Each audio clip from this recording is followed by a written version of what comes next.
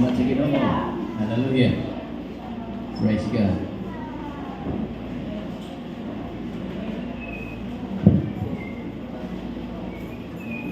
Okay, cluster mo sa inyong mga lingkuranan. Ang atong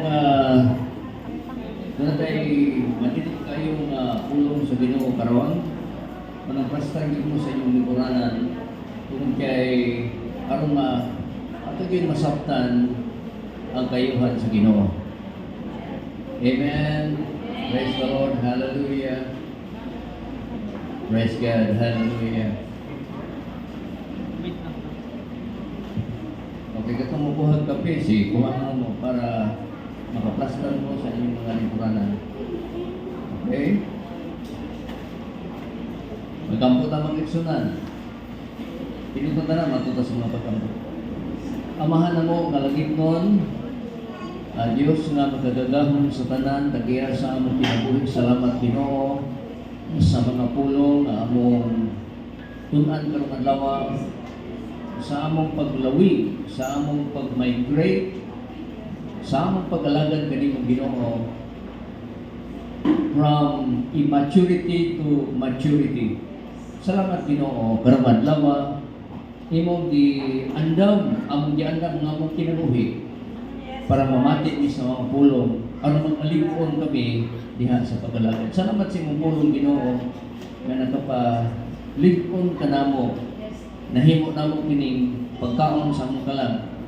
Dili lang kay pagkaon sa among kalag aron mabasko kami Ginoo diha sa pag-alagad. Daghang salamat Father God, Lord Jesus, salamat God. Salamat sa giya sa Malang Espiritu na matagusan kanamo karong gigiyahan sa Espiritu Santo sa Dios. Amo kong ipasalamatan nining mensahe in Jesus name. Amen. Praise God. Hallelujah. Akong gipasalamatan ang Ginoo ninyo mga kaigsunan katong mga bag-ong miabot karon. Og this is the series study about migration. Di ba kadungdung mo sa kawit ang inyong dagan sa lumba ning kinabuhi, di ba? May ganti nga naghulat, biyai ang tanan nimo nga sala. Okay ba? Mga kaigsunan, ang pag-alagad sa Ginoo dagan sa lumba. Di ba? Kung dagan man sa lumba, dili kay tanan pareha og ginaganan nay mudagan nga sukyot kaayo, napoy mudagan nga di ko kayo kusog, napugunagan na hinay. Sa Biblia, di mo makita diha kung kusog ka, musangko ka sa langit. Yung hinay ka, di mo kami langit. Mga kaigsunan, kusog ka man o hinay ka man, ang lingon sa Biblia na midagan ka sa lumba. Amen. So, nining kabutagon o nining kagtuhon mga kaigsunan, ako ang ining dumidugayon mga kaigsunan, pagpagutumon mo na ako mga kaigsunan. Amen? At kung igutom ka diha, inom lang mo kape. Pag niya, pagutumon mo, kay ang Ginoo maghatag ninyo pagkaon. Spiritual food o physical food. Muna, salamat sa Ginoo. Ginoo, magapanalangin kanang tanan. Okay. The benefit of migration. Pula guys na siya. The benefits of migration. Mga benepisyo sa atong paglakaw, pag-migrate. Last Sunday, we talk about inaccuracy of migration. Sa last Sunday, isgutan na ito ang mga dili accurate ang atong paglakaw diha sa pag-alagad. Sige, karon na kaigsunan accurate ni kini. So, the word migration, mga kaigsunan, when we study about pilgrimage, in every letter of the word from the letters pilgrimage, mga kaigsunan, there is a meaning. So, pilgrimage means a journey, a tour, or a voyage So bisay pagpanaw, paglakaw, what a picture, what a way that travel. Okay? When it's time to go somewhere, this cloud rises and starts moving. So, the people just follow the cloud. In the Old Testament, mga kaigsunan, mabasa na ito kanya doon natin teksto at ang hatag ninyo niya. Ang paggiya sa Ginoo, it is by the presence of God. Then, so the people just follow the cloud, and then when it's dark, and you can see the cloud in the same way, there's fire that rises, that leads and guides. It stops at a certain place, so you stop. It goes to a certain place, you go with it. What a great picture of God's loving leadership and guidance. Iskutan na ito karon ang clouds. Okay, kung sa matong panganod. Ang panganod, mao ang ilahang ato. Wakto sila yung mga balay, sa dihang naglawig sila sa wilderness, kamingawan, wala sila yung mga balay, pero dili sila mga sunog sa adlaw, kung kay gitapunan sila sa panganod. Okay? Wala sila'y kuryente, pero panahon sa gabi, kantong panganod o clouds, musika. O muhatag nila o danang kung sila maiwagan sa ilang hangit-ngit. Naghisgot kini, what a picture of God's loving leadership and guidance in the life of its people. He does not lead them to just figure this thing out of their own. He personally provides direction and guidance and where to go, when to go there. Naghisgot kini sa mga tao nga nabilanggo o nabihag dito sa Egypt. Ang Egypt, actually Egypt mga kaigsunan, border lang na siya sa Israel. Okay, nagkadikit lang yuta na. Okay. Kung mag-travel ang tao gikan sa Egypt, padulong yun sa sentro sa Israel, it will take 10 to 11 days paglakaw mag-alisanan. So the people of God, ang mga katauhan sa Ginoo, naglakaw sila sa taas bigla panahon. How many years? 40 years. Okay, 40 years. Na kung gi-search makaigsunan, search kita ko ako yung tanaw yun. Ganong gipuhutan man sa Ginoo, nga moagi sila sa kamingawan, instead nga dikit ramagid ang yuta, it will take 10 to 11 days sa paglakaw nini sakay sa ilahang mga kabayo. Okay, ingini ang nahitabo mga kaigsunan, sultihan ng mundaan, nga nung wala gyud tugutis Ginoo, kay ang dikit kay yuta gikan sa Egypt, mao man na nga karon ang gigirahan. Usa to gigirahan karon diha sa Israel. Kanang mga Palestinians. Sugad pa na siya sa panahon ni Moses. Hangtod karon kontra lang gihapon. Kung pagion sa Dios ang mga katawhan niya dito sa Palestine, sigurado gyud makaigsunan nga mobalik sila dito sa Ehipto. Nagitugutan na lang sa Ginoo nga maglatagaw sila sa kawanaan dito sa kamingawan, bahalag dugay mo abot mga kaigsuonan, basta di na gid sila mabalik sa Egypt. Because Egypt is the symbol of the world. Nga sa lahat ng pagkasulti mga kaigsuonan, mga alagad sa Ginoo nga moagi gikan sa kalibutanon moadto sa promised land.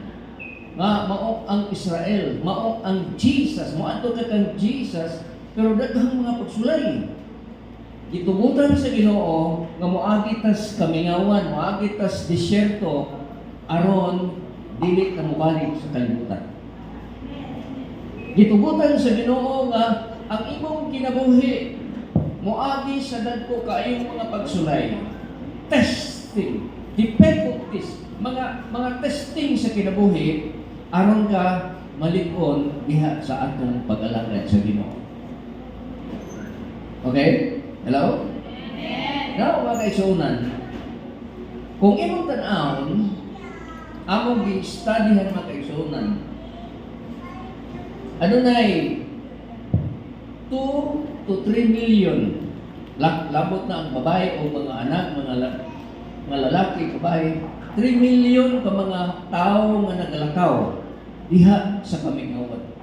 Imagine 3 million ka mga tao. Diba? Pila kasakong pagkaon ng ilang mga makaon at mga adlaw. Nahunda na silang pagkaon mga kaigsuonan. Pero wala sila magpukas. Wala sila magnegosyo. Wala sila magtanong. Wala sila mamukpo o mga bungang kahoy aron mabuhi sila mga kaigsuonan. Gisuplayan sila sa Ginoo. Ang Dios magpaulan og mana gikan sa langit. Unsa man tuk mana? Ang mana mga kaigsuonan pagkaon gikan sa langit. Wala sila mag-antos. Wala sila mag-antos nga unsa man sila. Unya nabuhog naman sila sa pagkaon sa mana, maingon ang uban nga lundon naman na atong pagkaon. Gipaulanan sila sa mga buntog. Kailan mo buntog? Oho, mga langgam. Niya akong gi-search mga kaigsuonan, ang buntog mga kaigsuonan sa Israel, lahi sa buntog sa atong kabutiran dinhi. Ang buntog na to din, murag magpo na kadagwa. Apan ang buntog dito sa Israel, murag mga manok. Isa ka buok, makahurot mga kaigsuonan, isa pagduha ka mga tao. Kung karni mga kaigsuonan, gitagbaw sila sa Ginoo sa ilang kagutom, sa ilang paglawig niining pag-alagad sa Dios. Na, mga kaigsuonan,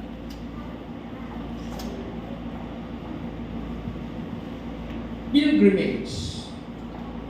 So pilgrimage, in every letter, there is a meaning to the migration. Letter P means presence. Letter I means inheritance, or means the purpose. Letter L, liberty, out of Egypt and Babylon. G, growth. R, revelation. I, impartation and maturity. A, abundance. G, gladness. And E, escape. So kining pilgrimage, ano naglida kong kalabutan sa atong migration sa pag-alagad diha sa Ginoo. Now, first of all, I would like to talk about the presence of the Lord. Letter P. What is presence of the Lord? Presence is the state or a fact or existing, occurring, or being present in a place or thing or showing up or appearance. Ang buot ipasabot nga kanang gitawag o presensya, usa ka na ka state of fact or existing. Butang ko pananglitan, muadto ko sa imong mutapad ko lingkod nimo, but ipasabot niya na nga ang akong presensya dool nimo. O ganay kung ulakaw ko, gikan nimo, ang akong presensya mipalayo usab. But ipasabot nga ang presensya sa Dios una sa tanan sa atong pag-alagad niya mga kaigsuonan, ang presensya sa Dios mao'y atong gikinahanglan. Now, the presence of the Lord. Now, the benefit of the cloud were for those who move with demands of God. ang mga benepisyo nga makuha nato diha sa cloud. Cloud ba gito siya? Panganod ba gito siya na kung imo basahon na Biblia? No, dili ito panganod. Basahon nato ang Biblia mga kaigsunan. Exodus chapter 3:13 verse 21 and 22. Okay?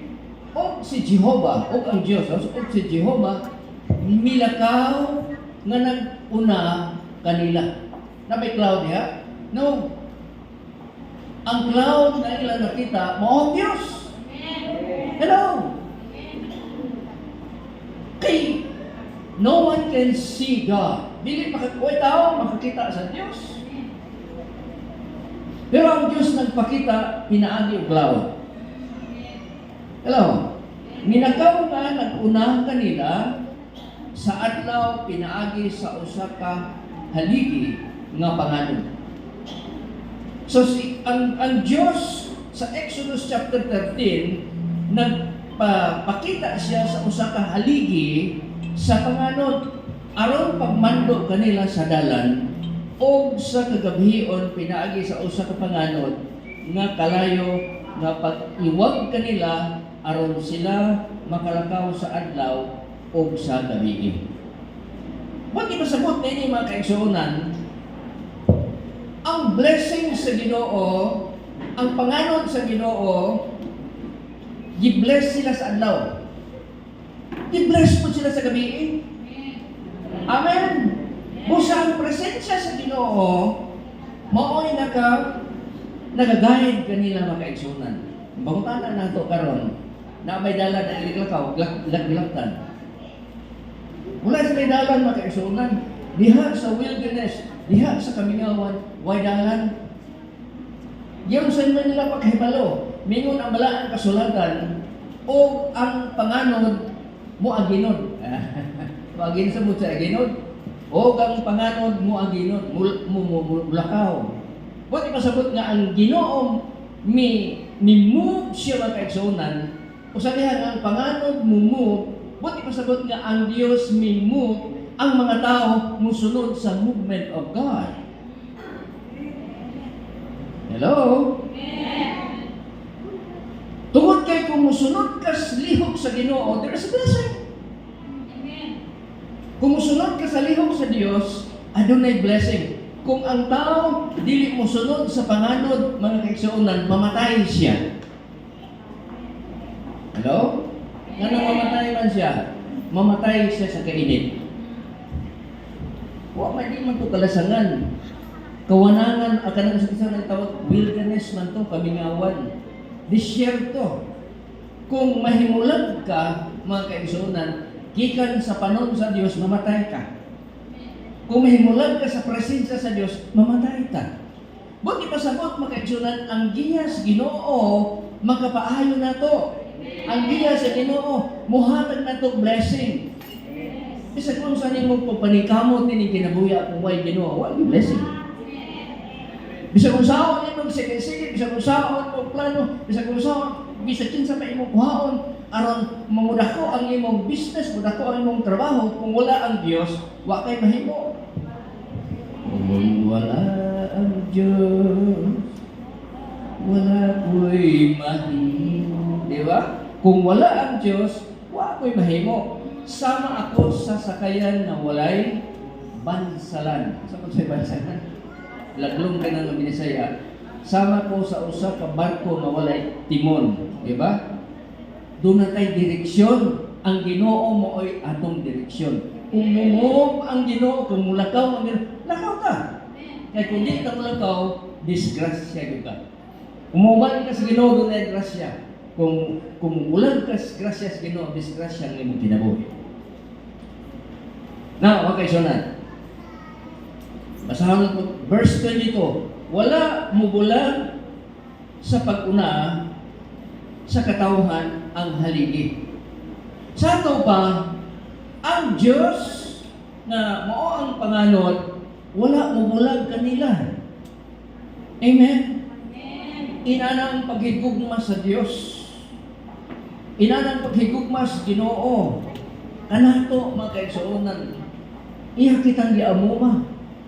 Iyang kitang gitabangan, iyang kitang gibantayan. Tungod kay ang iyahang pagka-Diyos, ang iyang presensya, mag-ayo sa atong kinabuhi. Ngayon din sa katawhan, ang haligi sa panganod sa adlaw, o ang panganod sa kalayo sa gabi. Buti pasabot mga kaigsunan, ang pagbantay sa Diyos, adlaw o gabi. Hallelujah!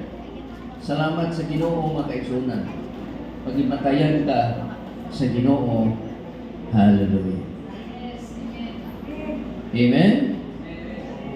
Ang imong kinabuhi, sama ka sa usa ka agila. Doon sa katao na miadto og lasang. Unya hitabo to siya na usa sa mga itlog sa kanang agila ihang nakuha.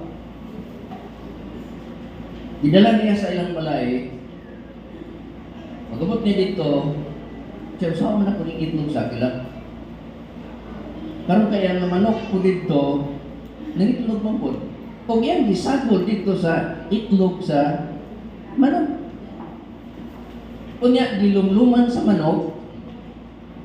Ugo niya, miabot ang panahon mihat siya, kanang mimina, namisok na siya. Ugo niya, apil ang agila. Samtang midako na ang manok, midako po ng agila. Samtang midako na ang mga piso, nahimo na silang manok, natingala siya, nalahi man siya sa mga uban. Ang akong mga igsoon, gagmay magmanga sungo. Ang akong mga igsoon, gagmay mga kuko. Tag-as ang kuko, tag-as ko og simon. Lahi ko. Pero ang iyang kinaya, manok yun. Kay ang nag-hatch niya, manok man. Pero mga kaigsunan, ang iyang kinaya, dili manok, agila siya. Usahay sa atong kinabuhi, nining kalibutan na mga kaigsunan, kay manok, balo kang manok, hugaw mo gina siya. Di ba labi ng manok na native? Makakahanap isa kung sa mga kaigsunan, sulay ka kung malibag dito sa sagutan. Amo hinloan ang manok na. Diba? Pero ang agila mga kaigsunan, dili na siya makahimong ano man. Ang iyahang kinayahan, dili man yutanon, ang iyang kinayahan, langit nun man. Mga kaigsuonan ko, kita ang atong kinabuhi, sa diha nga nangalagad ka sa Dios, sa diha nga gidawat ang atong Ginoo sa atong kinabuhi, di na ta mga manok, kundi mga agilan na ta diha tubangan sa Dios. Usahay magpagmanok-manok ta. Diba? Mga kaigsunan, sa atong kinaya, langit nun ta. Because your citizenship is in heaven. Ang imong pagkalumulupyo, langit nun. Dili yutanon. Nagpuyo man ka sa kalibutan, nagpuyo man ka dinining kalibutan na mga kaigsunan, apan ikaw langit nun. Hallelujah. So ang mga anak sa Ginoo, dito sa Kamiyawan, nagalibot suroy sila. Imagine, 11 days lang o 10 to 11 days lang sa pagsakay silang kabayo, abot na sila sa ilang yuta. Pero ganong naglibot suroy sa na dito magkaigsunan, aron kining mga tao na nahimo silang binihag sa Egypt, nahimong mga kalibutanon, dito sa Kamiyawan, mailhan nila kung kinsa ang Diyos. Sa imong pag-alagad sa Ginoo, sa diha nga makabaton kanining mga problema, aron mailhan ka kung kinsa ang Diyos sa imong kinabuhi. Amen. Na ay giya ang Ginoo nato mga kaigsunan. Matag adlaw, matag gabi, giyahan kas Ginoo. Hallelujah. Now, 1 Corinthians chapter 10 verse 1 and 2. Mga igsuon, buot ko nga inyong masahiran nga sinuntanan nga akong mga ginikanan na hinanha sa ilalong sa panganod.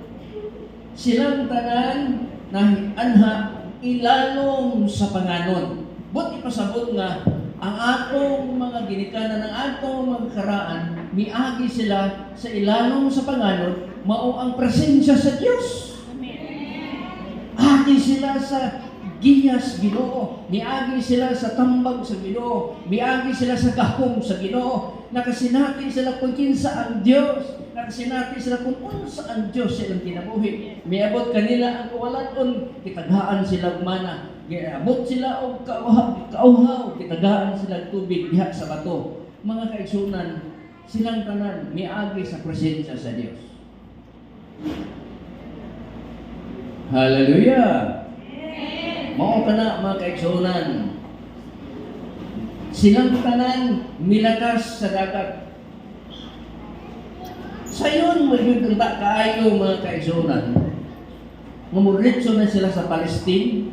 Sayon na kay na lakto nila.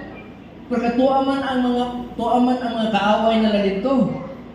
Tingali mubalik sila sa Ehipto, mubalik sila sa kalibutanon. Gusto sa Dios nga dili ta mubalik sa mga butang kalibutanon. Amen? Di ba naman sa atong kinabuhi? Kaya ang Ginoo di mohatag og pagsulay nga mulabaw sa atong kaarangan. Pero, sa mohatag na itong pagsulay nga mulabaw sa atong sa atong pagkatao. Nga naman, nahibalo siya. Na kumuhatag siya dahil kay magsulay, tingali, mubalik siya sa kalibutan. Mauna siya mag-isunan ang Ginoo mahigugmaon kayo sa atong verse 2 mag-isunan. Og silang tanan gibautismuhan ngadto kang Moses diha sa panganon og sa dagat. Ang pagpasabot nining gibautismuhan sila sa panganon og sa dagat, it is a ceremony in which a person is symbolizing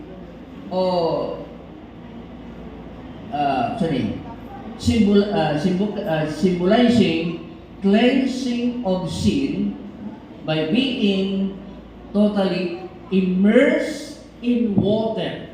But ipasabot mga kaigsunan, simbolo rato nga naasa na sa ilawom sa panganod. Kaya ilawom sila sa panganod mga kaigsunan, presensya sa Ginoo. Mitabok sila sa Red Sea, mga kaigsunan, wala sila mga basa.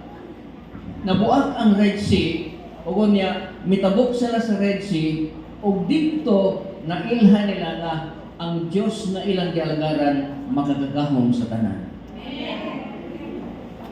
Pagkadito, hindi kayo magkaigsunan. Hallelujah. O niya, God provided them with the world first GPS. Wa may sa una ko may GPS na ito panahon na, pero na ang presensya sa Ginoo. Di ba ka na magbiyahe may padulong sa Cagayan o Surigao, gamit ang GPS kanang sa tawag ng man na mailhan na kaasa nakadapit. O niya pag-uti mo nga, left ka sa left, niya sa right, niya muhatag po ito asa ang hotel, asa po ang restaurant, kompleto, asa ang dalan. Ito maglibo ka naman, mga kaigsunan, ang Diyos dili gyud makalibog mga kaigsunan. Ang Diyos muhatag siya sa insaktong direksyon sa kinabuhi sa iyang mga anak. Hallelujah! What great picture of God's loving leadership and guidance in the life of His people. He does not leave them just a figure this thing out of their own. He personally provides direction and guidance where to go, when to go there. Siya naghatag makaigsunan. Makita ba nimo? No. Nakita ba ang mga Israelites sa naong sa Diyos? Wala. Kung sa'yo nakita nila, panganod sa adlaw o siga sa gabi. Di ba? Ikaw, nakakita ba ka sa naong sa Diyos? Wala. Di mo makita ang guidance sa Ginoo kung dili ka makahibalo sa pulong sa Diyos. Dapat kinahanglan nga makahibalo ka sa pulong sa Diyos. Mo na nga mga Kristohanon, kinahanglan gyud nga magbasa sa pulong sa Dios o mamati sa mga pulong. Di ba? Kay dunay tendensiya mga kaigsuonan na kung dili ka makasabot sa imong paglakaw, mubalik ka sa Egypt. Mubalik ka sa kalibutan. Di ba? Nga ang mga tao na mubalik sa kalibutan, wala na siya makasabot sa leading sa Ginoo. Ang mga tao nga mubalik siya, babackslide siya, wala siya makasabot sa sugyot sa Ginoo. Ang giya sa Ginoo, mga kaigsuonan, kinahanglan musuot ka sa Ginoo. Hello? Now, clouds. Now, ato ta sa ikaduha mga kaigsuonan, presensya hapon sa Ginoo. The Ark of Covenant. Unsa man tong Ark of Covenant? Ang Ark of Covenant, kung imong basahon ang Biblia, kahon ka na siya. No, na ako'y kabutang picture niya. Kahon ka na siya. Ang sulod ni ana, tulo ka item sa sulod. Unsa mo tong usa? The Ten Commandments. Ang isa, kadua. Sungkod ni Aaron, the high priest. Doon nato sa sungkod. Unya yung sungkod magigsunan na nalinsing tungod sa kahog sa Ginoo dahil gibutang sa ark. Ikatulo sa to dito, mana. So precious ka ito nga butang mga kaigsunan ang Ark of Covenant. Asa itong gibutang? Templo. Okay. Ngano usay katuyuan sa Ark of Covenant. Puy-an sa himaya sa Ginoo. Gitawag na siya mga kaigsunan o Shekinah glory of God. Shekinah means or the glory of the divine presence. Ba't kasabot mga kaigsunan, ang Shekinah means a dwelling place, a place of God. Ba't ipasabot mga kaigsunan, sa Old Testament, dili ka basta-basta nga makakita sa presensya sa Ginoo. Sa panahon ni Moses, muadto ka sa templo. Karon, isang asa ka muadto mga kaigsunan, musampit ka sa ngalan ni Jesus na ang presensya sa Ginoo. Nga naman, giputol ni Christ ang law. Giputol ni Christ ang law, o kunya, ang presensya wala na dito sa titawag sa Ark of Covenant. Ang presensya mga kaigsunan naa na sa kasing-kasing sa tao, gipuy-an sa Dios tungod kay ang iyang kasing-kasing templo man sa Dios. Kung ang templo man ka sa Dios, naa ang presensya sa Dios. Amen. Bisag tuwa ka sa trabaho, mga kaigsunan. Muhammed ka. Kuha ka, magputol ka sa ikob sa tamban. Diba? Anto kasi mo magtabas kasi mong kasalingan. Di ba? Pwede na mga kaigsunan. Oh. At kung mga kwarta na dalag gusto na, hallelujah. Ay, magdawal ka po silang ba? Diba? Mga kaigsunan, nang presensya sa Ginoo. Di sa karon mga kaigsunan, it is because of sa atong pagtuon, this is the time of the Holy Spirit. Time of the Holy Spirit. Panahon karon sa Holy Spirit mga kaigsunan. Kung wala nimo bati ang Holy Spirit, siguro wala ka diha sa dwelling place of God. Wala ka sa panganod sa adlaw, wala ka sa kalayo sa panganod sa gabi. Kinahanglan ka, mupasilong ka sa panganod mga kaigsunan. Amen. Now, karon, the Ark of Covenant shifted from Mount Gilboa to Mount Zion.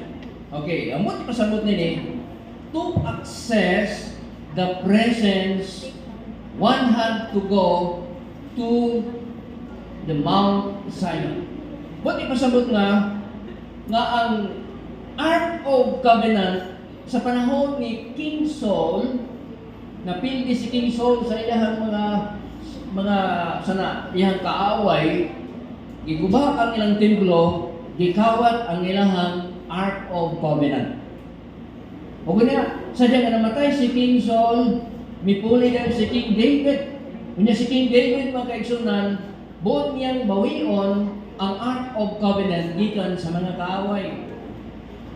O kanya matod pa sa balaang kasulatan, dinhi makita nato nga ang Ark of Covenant gibutang dito sa City of David.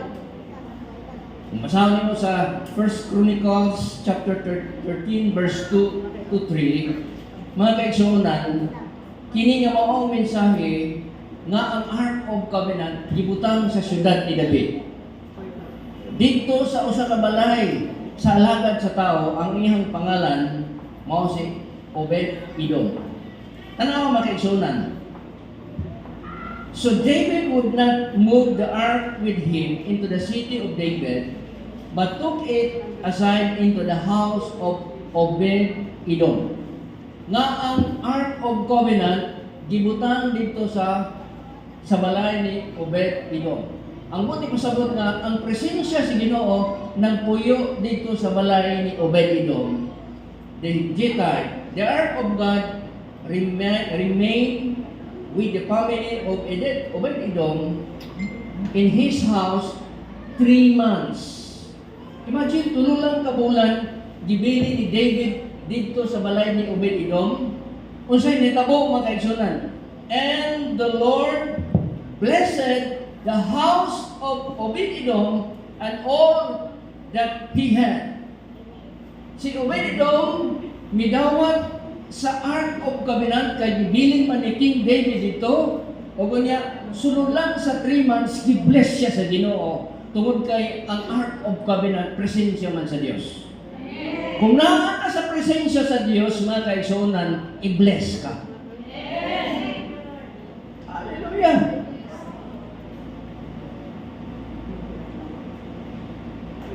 Tinuod ko nga siya mga kaigsunan. Walang-wala ka karon. Stilisa, walang-wala ka karon. Ilan ka na yung anak, di ba? Pagsweldo na ka, di ba? Oo. Mano-mano rin ta. It's blessing. Wala siyang ganan mga kaigsunan. Kung faithful ka sa Ginoo, ang Ginoo mangitag paagi. Kung naa ka sa presensya sa Dios, i-bless ka mga kaigsunan. Unang mangkamot yung ka mga kaigsunan sa pagkalagad sa Ginoo. Wala niya yung dugay na kong nalalakad sa Ginoo na kalit-sit-sit niya ako nung kinabuhi. Sa mga sit-sit. Diba? Nga naman mga kaigsunan, tungod kay wala ka mo pasilong sa presensya sa Dios. Tungod kay wala ka mo saling sa presensya sa Dios adlaw o gabi. Hello? O man na siya mga kaigsunan, kay blessing sa Ginoo nga gisgutan dinhi, dili lang kay blessing financial, dili lang kay blessing spiritual, dili lang kay blessing ang gisgutan dinhi na ang presensya sa Dios, na ang Dios doon nimo mga kaigsunan kay siya mo itag-iya sa blessing. Kaya ngayon malang kasulatan, seek ye first the kingdom of God and His righteousness, and all these things shall be added unto you. Wala man nato gisik, wala nato gipangita ang kingdom of God o ang iyang righteousness. Ang atong gipangita makaigsunan pugas. Atong gipangita nga makakaon ta ng adlaw. Wa nato pangita ang presensya sa Dios. Kay siya man ang tuburan sa tanang butang. At kung imong pangitaon ng Dios, mangita ang Dios og paagi para sa imong kinabuhi makaigsunan. Ngay bless ka. Paghatag nimo sa Ginoo, that's part of God's blessing. Kanang imong pag-alagad ka ng faithful gid kang nanglagad sa Ginoo, panalangin ka sa Ginoo. Amen. Hallelujah. Basta magpasilong ka, ilalong sa panganod sa Diyos. Amen. Hallelujah. Katapusan magkaigsunan. Letter C, accurate migration shifts you where God is. Magsamot ini nga ang klaro nga paglakaw nimo makaigsunan, mubalhin ka na siya diin ang Diyos mao ang nagbuot sa imong kinabuhi. Pero example sa negative side, Cain o Cain's inaccurate migration shifted him out of the presence of God. Nga naman nga si Cain wala man panalangin sa Ginoo. Genesis chapter 4 verse 16. O mipahawa si Cain atubangan ni Jehova. O mipuyo sa yuta sa Nod o sa silangan sa Eden. Mipahawa siya sa presensya sa Ginoo. Kung mapahawa ka sa presensya sa Ginoo, makaigsuonan, wala nang blessing. Hello?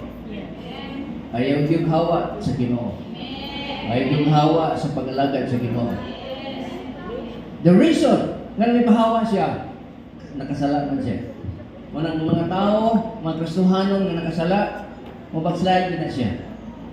Hangtod nga, kung makikipagsayan sa Ginoo, pasayloon sa Diyos, mubalik sa kanyang kinabuhi at kaniya. Yes, amen. Amen!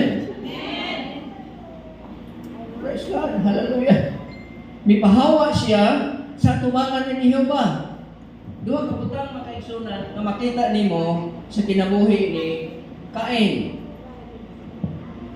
Duha ka tunglo sa kinabuhi. This verse signifies both physical and spiritual. Umati mo makaigsunan. Physical and spiritual. Physically, Cain moves away from the area near Eden. Mihawa siya sa dool sa Eden. Why? A place associated with the beginning of humanity and closeness of God. Kaya ang Eden, dool dito ang presensya sa Diyos. Mipahawa siya sa presensya sa Ginoo. Migrate siya sa Nod. Ang hitabo makaigsuonan, wala na niya ang God's blessing. Kaya nakasala na siya at tubangan sa Ginoo. Kung makasala ka makaigsuonan, isa kung saan ni magkaikiat, isa kung saan maghilat makaigsuonan, diha sa pag-awit, diha sa Ginoo, hangtod ka, mga magpasaylo sa Diyos. Ano mo kita ni Kristo na kumuanto mo sa hukmanan, hindi doon na kay kasilo sa usa dito, biha ito mo halad, at tuwa sa itong imong ikasilo. Diba? Nasa ikag daig-daig sa Ginoo, na dunay nasuko nimo, sikag daig-daig sa Ginoo, nga dunay tao nga imong ikasukan, dunay tao nga imong ikabiklan, at tuwa sa to, way bili ang imong halad sa Ginoo hangtod nga na-reconcile kaniya. So, spiritually, umati mo makaigsunan, spiritually, the praise Cain went out from the presence of the Lord's presence highlights the deep separation that has occurred between Cain and God due to his sin. Tungod sa iyang sala makaigsunan, walaan sa relasyon si Cain o ang Diyos. So ang presensya sa Ginoo mo'y labing importante sa atong pag-alagad diha sa Ginoo mga kaigsunan. Amen. Praise God, hallelujah. Ang namiling tiwason. Unsa man ang mga benefits sa presensya sa Ginoo? There is joy in God's presence. Naay kalipay diha sa presensya sa Ginoo. Naay katagbawan diha sa presensya sa Ginoo. Psalm 16:11. Ikaduha, we receive protection from dwelling in God's presence. Makadawat kitang proteksyon diha sa presensya sa Ginoo. Mingo nga akong kauban nga pastor, kining presensya sa Ginoo makadato, pastor. Siya?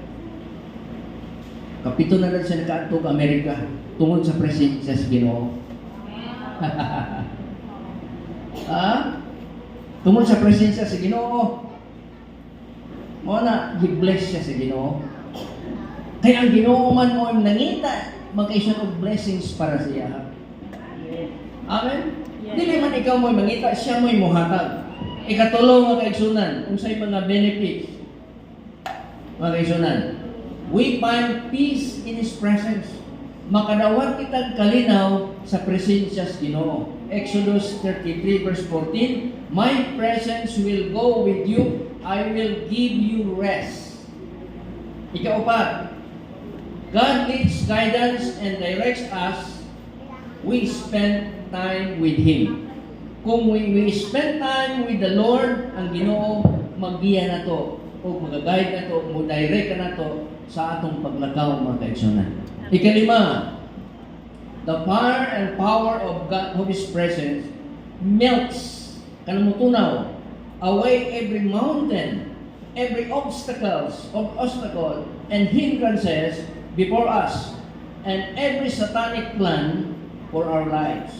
So, ang kalayo, ang gahong, mga kaigsunan, nagkalayo ka sa pag-alagad sa Ginoo. Amen? Nagkalayo ka sa pag-awit. Nagkalayo ka mga kaigsunan. Hello? Amen. Makapatunaw ka na siya sa mga obstacles, even every satanic plan in our lives. Magkalayo ka sa Ginoo mga kaigsunan. Magsigasiga ang imong pag-alagad sa Ginoo. Hallelujah. Ang uban nagkalayo. Apan ang uban nagkalayo. Ikaw no mga kaigsunan. Our fears and our insecurities, our pains and burdens are lifted, are taken away as we come into God's presence. Kanang atong kahadlok, kanang atong insecurities, kanang atong kasakit, kanang pains, kasakit, burdens, mga kaigsunan, kung mawala ka na, kung muduol ka sa presensya sa Ginoo, mga kaigsunan. Amen. Katapusan, we are changed, refined, and transformed in His presence. Kita usbon ta sa Ginoo. I-refine kita mga kaigsunan. I-transform ta dito sa iyang presensya. His presence takes away the chop, chop in our character and makes us better people. Yes, amen. Mahimot ang mga maayong tao mga kaigsunan tungod kay Ginoo nag-usab sa atong kinabuhi. Di naman ta sama ni adto mga kaigsunan, bag-on man ta. Ibag-o ta sa Ginoo. It is because of the presence of God. Amen. Amen. Daghang salamat mga kaigsunan. I hope nga nakatunan na to ang mga pulong sa Ginoo. It's part of our migration. Paglawig na to sa pag-alagad diha sa Ginoo. Magampo na. Amahan na mo langit nun. Diyos nga makagagahom sa tanan tagiya sa among kinabuhi. Daghang salamat amahan sa imong pagpanalangin. Sa matag usa kanamo, mamatag usa kanamo Lord, nakinahanglan sa imong presensya. God, hallelujah. Salamat sa imong presensya. Nakapausap sa among kinabuhi. O God, ang imong presensya Ginoo, muban ka na mo panahon sa adlaw. Ang imong presensya muban ka na mo panahon sa gabi. Ang imong presensya Ginoo, muabot muban ka na mo panahon sa kalisod kining kinabuhi. Sa balay ni Obed-Edom, ibutang ang presensya sa Ginoo. Within 3 months, i-bless siya sa Ginoo. Mga kaigsuunan, doon sa presensya sa Ginoo. Aron i-bless ka sa Ginoo. Praise God. Hallelujah. Yes, Lord.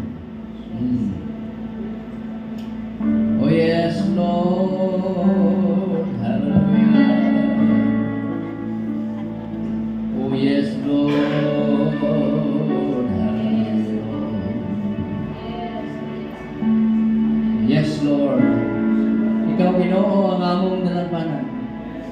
Ikaw, Ginoo, ang imong presensya maoy tamang katapang sa among kinabuhi. Oh, yes, Lord.